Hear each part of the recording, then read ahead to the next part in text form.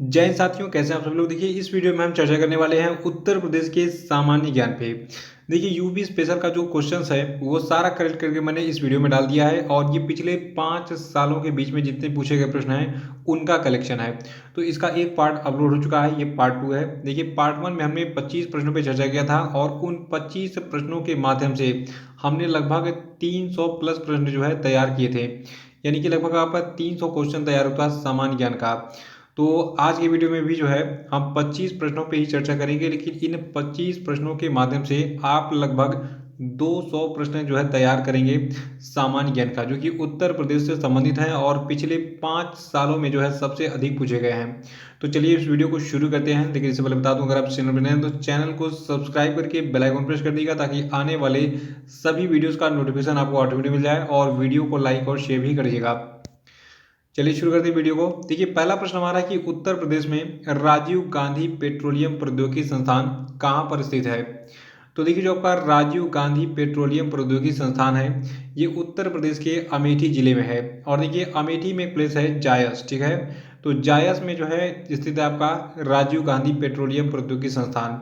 देखिए एग्जाम में कंफ्यूज क्या करता है, कभी कभी अमेठी ऑप्शन में देता है, कभी कभी अमेठी ना देकर ऑप्शन में आपका जायस दे देता है। तो जायस जो है ये अमेठी में ही है। ये प्लेस अगर आप याद रखेंगे तो आपका आंसर गलत नहीं होगा। तो उत्तर प्रदेश में जो आपका राजीव गांधी पेट्रोलियम प्रौद्योगिकी संस्थान है ये अमेठी के जायस में स्थित है। और देखिए दूसरा प्रश्न है कि उत्तर प्रदेश में भारत की कुल कितने प्रतिशत कृषि योग्य भूमि है। देखिए उत्तर प्रदेश में भारत भारत की कुल जो है 22% कृषि योग्य भूमि है। यानी कि टोटल जितनी कृषि करने लायक भूमि है उसका 22% अकेले जो है उत्तर प्रदेश में है। और देखिए तीसरा प्रश्न है कि संपूर्ण भारत का लगभग कितना खाद्यान्न उत्तर प्रदेश उत्पादित करता है। तो देखिए पूरे भारत का 21% खाद्यान्न जो है ये अकेले उत्तर प्रदेश उत्पादित करता है। और चौथा प्रश्न है कि उत्तर प्रदेश में राक फास्फेट कहाँ पाया जाता है। तो देखिए उत्तर प्रदेश में जो आपका राक फास्फेट है ये पाया जाता है आपका बांदा में, और बांदा के साथ साथ ललितपुर में भी जो है राक फास्फेट पाया जाता है। और पांचवा प्रश्न है कि उत्तर प्रदेश में हीरा किस जिले से निकाला जाता है। तो देखिए उत्तर प्रदेश में हीरे का उत्पादन बांदा में होता है। देखिए उत्तर प्रदेश में हीरा कुछ मात्रा में बांदा में मिलता है और कुछ मात्रा में मिर्ज़ापुर के जंगलों में भी मिलता है। तो डायमंड यानी कि हीरा कहाँ कहाँ पे मिलता है उत्तर प्रदेश में, बांदा और मिर्ज़ापुर में। इसको याद रखिएगा, आपको 1 नंबर मिल जाएगा। देखिए वीडियो के लास्ट में मैं आपको पूरी डिटेल बताऊंगा कि उत्तर प्रदेश में कौन कौन से खनिज कहाँ कहाँ पे मिलते हैं। तो आगे प्रश्न में आपको बहुत सारे ऐसी जानकारियां मिलेंगी जो बहुत यूनिक हैं, किताबों में नहीं मिल पाती हैं। बच्चे एग्जाम में बैठते हैं, जब प्रश्न सामने आता है कहते हैं यार ये कंटेंट आखिर मिलता कहाँ पे है और ये एग्जाम में पूछ कैसे लेते हैं लोग, ठीक है। तो वो कंटेंट मैं आपको आज प्रोवाइड करता रहूँगा। आप हर पेज का स्क्रीन लेते रहिएगा, ठीक है। और अगला प्रश्न हमारा है कि उत्तर प्रदेश में यूरेनियम का भंडार कहाँ पर है। देखिए यूरेनियम का भंडार उत्तर प्रदेश में जो ललितपुर जिला है वहाँ पर है, ठीक है। तो ललितपुर में यूरेनियम के भंडार पाए जाते हैं उत्तर प्रदेश में। सातवां प्रश्न है कि उत्तर प्रदेश में रानी लक्ष्मीबाई बांध परियोजना जो है ये किस नदी पर बनाई गई है। तो देखिए जो रानी लक्ष्मीबाई बांध परियोजना है इसको बेतवा नदी पर बनाया गया है। और बेतवा नदी की बात करें तो देखिए जो बेतवा नदी है ये मध्य प्रदेश में रायसेन जिले के कुम्हार गांव से निकलकर उत्तर पूर्वी दिशा में बहती हुई मध्य प्रदेश के भोपाल, विदिशा और फिर उत्तर प्रदेश के झांसी, ललितपुर आदि जिलों से होकर बहती है। और ये लास्ट में हमीरपुर के निकट यमुना में मिल जाती है। तो जो आपकी बेतवा है, चंबल नदी है और केन है। चंबल, बेतवा, केन तीनों यमुना की सहायक नदियां हैं। तो यहाँ पे हम बेतवा नदी की बात कर रहे हैं। तो बेतवा नदी पर बना है रानी लक्ष्मीबाई बांध परियोजना। बेतवा नदी कहाँ से निकलती है ये एग्जाम में बहुत बार पूछा गया है। तो बेतवा नदी मैंने बताया अभी आपको मध्य प्रदेश में रायसेन जिले के कुम्हार गांव से निकलती है ये। और ये फिर बहती कहाँ पे है, ये भोपाल, विदिशा से होकर उत्तर प्रदेश के झांसी, ललितपुर आदि जिलों में बहती है और उत्तर प्रदेश के हमीरपुर के निकट आकर ये यमुना नदी में मिल जाती है। आठवां प्रश्न की उत्तर प्रदेश के किस स्थान की सिंचाई हेतु देवकली पंप नहर परियोजना का कार्य प्रारंभ किया गया। तो देखिए उत्तर प्रदेश का जो गाजीपुर जिला है, ठीक है, गाजीपुर में सिंचाई की सुविधा उपलब्ध कराने के लिए देवकली पंप नहर परियोजना का कार्य प्रारंभ किया गया है हाल ही में। और नवा प्रश्न है कि उत्तर प्रदेश की जो आगरा नहर है ये ओखला के पास किस नदी से निकाली गई है। तो देखिए आगरा नहर जो है ये यमुना नदी से निकाली गई है, इसको याद रखिएगा। याद रखना है कि आगरा नहर ये ओखला के पास जो है यमुना नदी से निकाली गई है। और 10वां प्रश्न है कि कत्था किस वृक्ष से बनाया जाता है। तो देखिए यहाँ पे एक आपका जो है प्रश्न आ गया कत्था मतलब प्लांट से रिलेटेड। तो देखिए जो पान लगाते आप हैं, पान में आप चूना लगाते हैं फिर कत्था लगाते हैं और इसी कत्थे की बात हो रही है। तो ये कत्था जो है खैर नाम का एक वृक्ष है उससे निकाला जाता है। 11वां कि उत्तर प्रदेश का बृहत्तम उद्योग कौन सा है।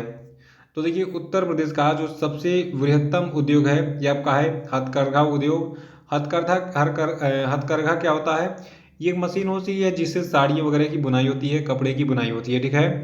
तो उत्तर प्रदेश का जो बृहत्तम उद्योग है ये कौन सा है, ये आपका है हथकरघा उद्योग। 12वां कि तेल शोधक कारखाना उत्तर प्रदेश के किस नगर में स्थित है।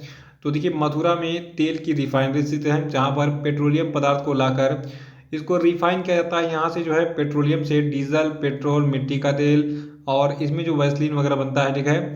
तो पेट्रोलियम जेली उसको बोलते हैं। तो पेट्रोलियम जेली बहुत सारी चीज़ जो है जो पेट्रोलियम पदार्थ को जो है रिफाइन करने के बाद निकलती हैं।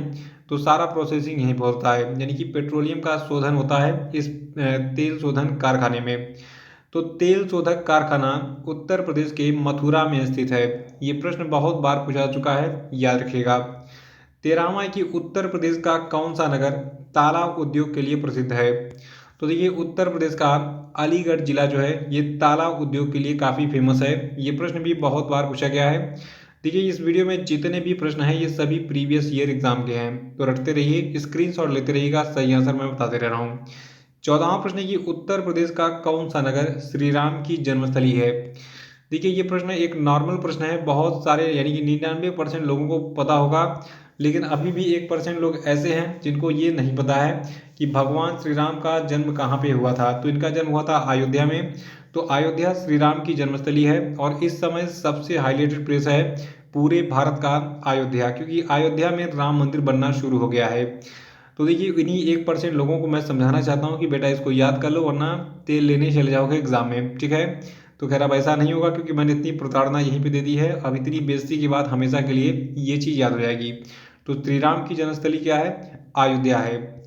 और 15वां प्रश्न है कि आनंद भवन प्रदेश के किस नगर में स्थित है। देखिए आनंद भवन, जो इतिहास भूगोल वाले छात्र हैं उनको तो पता होगा, लेकिन साइंस के स्टूडेंट कहते होंगे यार ये आनंद भवन क्या चीज़ है, यहाँ पर आनंद वगैरह आता था क्या। तो ऐसा कुछ नहीं है। देखिए आनंद भवन जो है जी पंडित जवाहरलाल के जो पिताजी थे मोतीलाल नेहरू, ठीक है। तो उन्हीं का ये प्लेस था और मतलब नेहरू जी का ये एक तरीके से कहा जाए घर है आनंद भवन, ये इलाहाबाद में है। जो लोग इलाहाबाद में रहते हैं उनको पता होगा इलाहाबाद में जो आपका कटरा वाला रोड है, यूनिवर्सिटी वाला रोड, तो यूनिवर्सिटी वाले रोड पे ही स्थित है। एक किनारे जो है मतलब यूनिवर्सिटी इस साइड में है, इधर पड़ती है, और इसके जस्ट अपोजिट जो है पूर्व साइड में आपका ये आनंद भवन है, ठीक है। तो वहाँ पे जाएंगे आप, टिकट लगेगा, अंदर जाएंगे, घुमाया जाएगा आपको। ये एक संग्रहालय में तब्दील कर दिया गया है।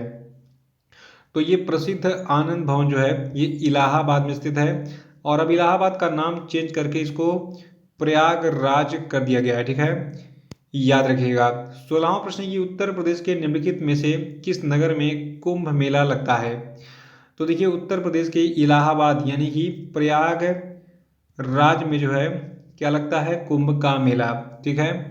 और जो लोग इलाहाबाद में होंगे तो वो तो जो है मतलब कुंभ के मेले में गए होंगे, मुझे भी अवसर प्राप्त हुआ है क्योंकि मैं भी इलाहाबाद में मैंने भी कुछ समय दिया है वहाँ पे, ठीक है। 17वां प्रश्न है कि उत्तर प्रदेश का कौन सा नगर श्री कृष्ण की जन्मस्थली है। देखिए 99% लोगों को पता होगा, लेकिन 1% जिन लोगों को नहीं पता है वो जान लें कि मथुरा जो है ये भगवान श्री कृष्ण की जन्मस्थली है, ठीक है। और 18वां प्रश्न है कि उत्तर प्रदेश के किस क्षेत्र में थारू जनजाति निवास करती है। देखिए अगर आप पिछले 10 सालों का पेपर देखिए किसी भी एग्जाम का तो आपको ये प्रश्न जरूर मिल जाएगा। देखिए जो थारू जनजाति है ये उत्तर प्रदेश में पाई जाती है तराई क्षेत्रों में। आपको बता दूं जो थारू लोग हैं तो थारुओं का मुख्य निवास स्थान जलोढ़ मिट्टी वाला हिमालय का संपूर्ण उपपर्वतीय भाग है। और उत्तर प्रदेश के उत्तरी जिले वाला जो तराई प्रदेश है ये जो है थारू जनजाति का मुख्य निवास स्थान है उत्तर प्रदेश में। देखिए जो थारू जनजाति के लोग होते हैं ये हिंदू धर्म को मानते हैं और हिंदुओं के सभी त्यौहार मनाते हैं। और आपको जानकर हैरानी होगी कि थारू जनजाति जो है बहुत बड़ी मात्रा में नेपाल में भी पाई जाती है, ठीक है। और नेपाल के साथ साथ जो आपका बिहार राज्य है, बिहार में भी जो है थारू जनजातियाँ पाई जाती हैं। तो बिहार, नेपाल और यूपी और साथ साथ उत्तराखंड में भी जो है थारू जनजातियाँ पाई जाती हैं, ठीक है। और यूपी की बात कर रहे हैं हम, तो यूपी में जो थारू जनजाति निवास करती है ये उत्तर प्रदेश के तराई रीजन में निवास करती है। और 19वां प्रश्न की उत्तर प्रदेश में दिया सलाई उद्योग यानी कि जो माचिस का उद्योग है इसका प्रमुख केंद्र क्या है। देखिए जो माचिस है यानी कि जो दिया सलाई है, ठीक है। देखिए बहुत सारे बच्चे थोड़ा सा शहरों में पैदा हुए हैं, वो दिया सलाई शब्द को नहीं जानते हैं, एग्जाम में गलत कर देते हैं। वो मैच बॉक्स बोलते हैं उसको अंग्रेजी में। यार मैच बॉक्स दे दो मुझे, मतलब अंग्रेजी को मतलब इतना प्योर कर देते हैं कि कचूमड़ निकाल देते हैं, ठीक है। तो उन अंग्रेजों को मैं बताना चाहूँगा कि बेटा दिया सलाई जो होता है ये माचिस ही होता है। तो माचिस उद्योग यानी कि दिया सलाई उद्योग का प्रमुख केंद्र जो आपका है ये आपका बरेली है, ठीक है। और 20वां प्रश्न है कि उत्तर प्रदेश में भारतीय सूचना प्रौद्योगिकी संस्थान कहाँ पर स्थापित किया गया है, वो जगह कौन सी है।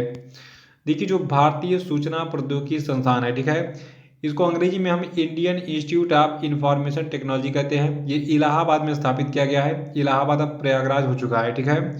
और कभी कभी एग्जाम में क्या करता है, भारतीय सूचना प्रौद्योगिकी संस्थान या फिर Indian institute of information technology की जगह ट्रिपल आईटी, ठीक है। ट्रिपल आईटी काफ़ी फेमस है इलाहाबाद में, बसें भी चलती हैं वहाँ पे ट्रिपल आईटी के लिए।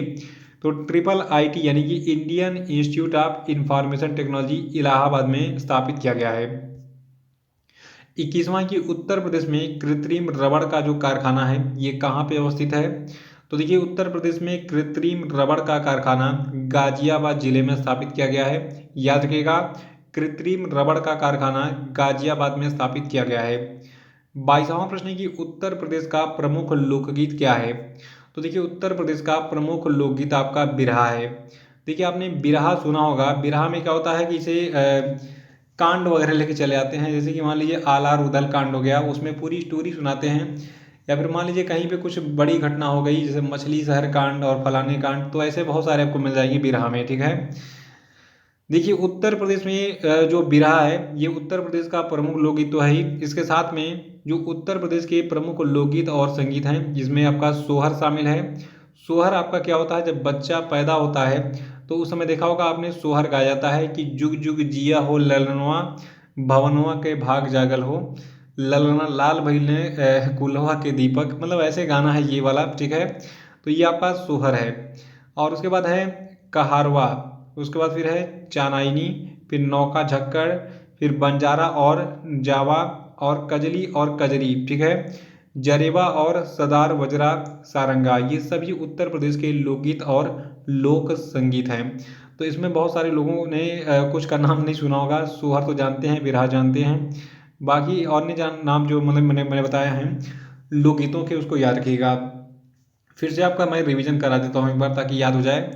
देखिए उत्तर प्रदेश का प्रमुख लोकगीत बिरहा है, और उत्तर प्रदेश के लोकगीत और संगीतों में अन्य लोकगीत कौन से हैं, सोहर, कहारवा, चानाइनी, नौका झक्कड़, बंजारा नजावा, कजली या फिर कजरी, जरेवा और सदा वजरा सारंगा, ठीक है। अगला प्रश्न हमारा है कि उत्तर प्रदेश की सबसे महत्वपूर्ण नकदी फसल कौन सी है। तो देखिए उत्तर प्रदेश की जो सबसे महत्वपूर्ण नकदी फसल है ये आपकी गन्ना यानी कि शुगर केन है। देखिए गन्ने का जो प्रमुख उत्पादक जिला है ये आपका कुशीनगर है, ठीक है। चीनी मिलें भी काफ़ी ज़्यादा हैं कुशीनगर में। 24वां प्रश्न है कि उत्तर प्रदेश में परमाणु ऊर्जा केंद्र कहाँ पर स्थापित है। तो देखिए आपने एक प्लेस सुना होगा नरौरा, नरौरा कहाँ पे है, उत्तर प्रदेश के बुलंदशहर जिले में। तो बुलंदशहर जिले के नरौरा में जो है परमाणु ऊर्जा केंद्र स्थापित किया गया है। और 25वां प्रश्न है कि उत्तर प्रदेश में तांबा किस जिले में पाया जाता है। तो देखिए उत्तर प्रदेश में जो ललितपुर जिला है वहाँ पर तांबा पाया जाता है, और ललितपुर जिले के सोनराई क्षेत्र में इस तांबे का उत्पादन होता है। तांबा को अंग्रेजी में हम कॉपर कहते हैं, ठीक है।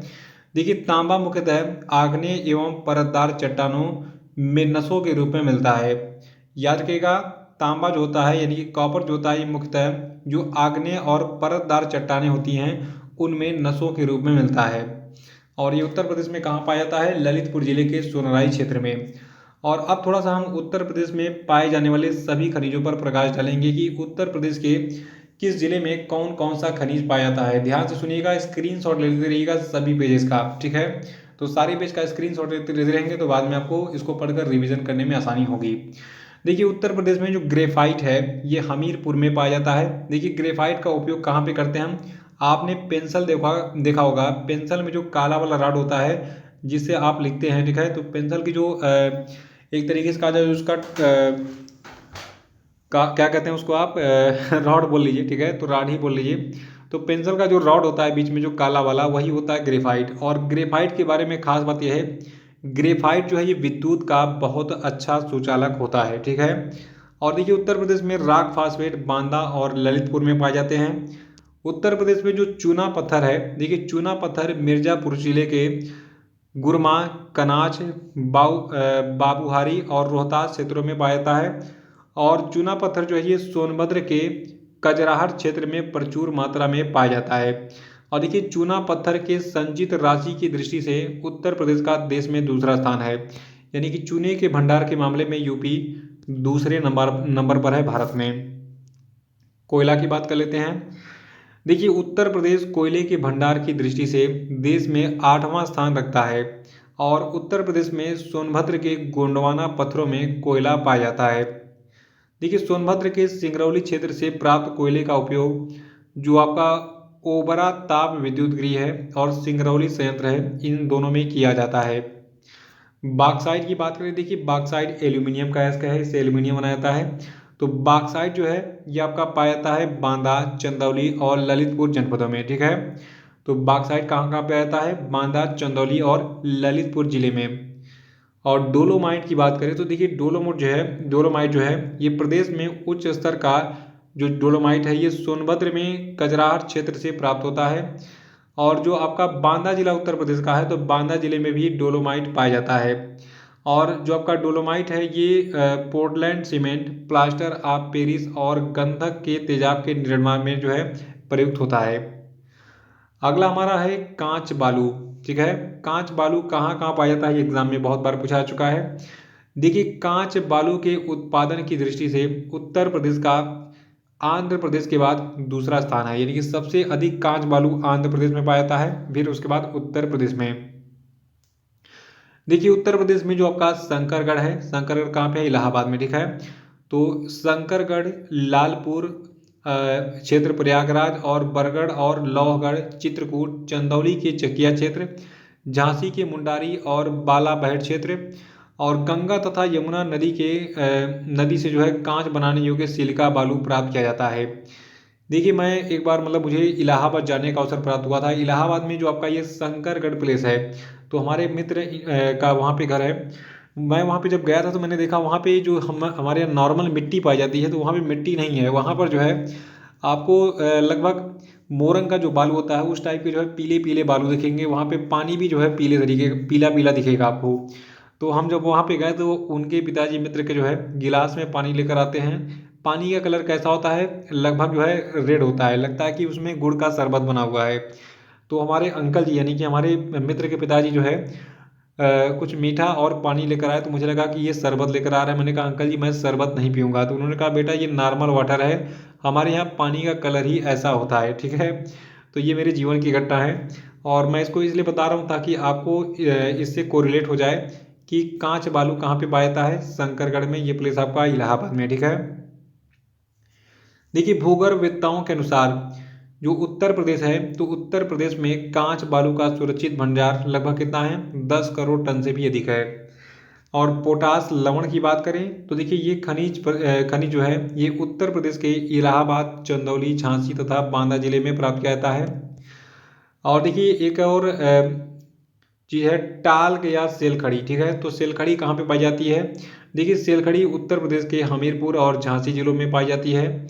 इसके उपयुक्त भंडार यहाँ पे स्थित हैं। और पाइराइट की बात करें तो देखिए पाइराइट जो है ये खनिज उत्तर प्रदेश के मिर्ज़ापुर, सोनभद्र जिले में पर्याप्त मात्रा में पाया जाता है। और चाइना क्ले की बात करें तो देखिए चाइना क्ले जो है ये उत्तर प्रदेश के सोनभद्र और बांदा जिले में पाई जाती है। डायमंड यानी कि हीरा की बात करें, इसके बारे में हम पहले भी बात कर चुके हैं। तो देखिए हीरा जो है ये प्रदेश में कुछ मात्रा में बांदा में मिलता है और मिर्ज़ापुर के जंगलों में भी जो है हीरे मिलते हैं। और नवीन खोजों के अनुसार बांदा के सीमावर्ती क्षेत्र कालिंजर में भी हीरे के व्यापक भंडार होने की संभावना मिली है। सोना की बात करें तो देखिए जो आपका सोना यानी कि गोल्ड है, तो उत्तर प्रदेश में कुछ मात्रा में सोना शारदा और रामगंगा नदियों के रेतों में पाया जाता है। और नवीन खोजों के अनुसार जो उत्तर प्रदेश का ललितपुर जिला है, तो ललितपुर जिले के भीकमपुर क्षेत्र तथा सोनभद्र की हरदी क्षेत्र में स्वर्ण खनिज होने की जो है संभावना है। यूरेनियम की बात हम कर चुके हैं, ये आपका ललितपुर जिले में पाया जाता है, सीमित भंडार है वहाँ पे। संगमरमर की बात करें तो देखिए संगमरमर एवं अन्य इमारती पत्थर मिर्जापुर और सोनभद्र जिले में पाए जाते हैं। और एस्बेस्टस की बात करें तो देखिए एस्बेस्टस जो है ये उत्तर प्रदेश के मिर्ज़ापुर, बड़ा गांव क्षेत्र और झांसी में पाया जाता है। इसका उपयोग मुख्य रूप से विद्युत उपकरणों में किया जाता है। जिप्सम की बात करें तो देखिए जिप्सम उत्तर प्रदेश राज्य के झांसी और हमीरपुर जिलों में पाए जाते हैं। डायस्पोर की बात करें तो ये महोबा, झांसी और ललितपुर में पाया जाता है। एंडोलासाइट जो है ये मिर्ज़ापुर में पाया जाता है। इमारती पत्थर मिर्ज़ापुर में मिलते हैं। इमारती पत्थर मतलब जिनसे इमारतें बनाई जाती हैं, जैसे कि संगमरमर हो गया और लाल बलुआ पत्थर हो गई। तो ये वीडियो कैसा लगा कमेंट बॉक्स में जरूर बताइए, और ऐसे ही वीडियोस के ऑटोमेटिक नोटिफिकेशन पाने के लिए चैनल को सब्सक्राइब करके जो बेल आइकॉन है इसको जरूर दबा दीजिएगा। तो मिलते हैं जल्द ही इसके पार्ट 3 में। जय हिंद, जय भारत।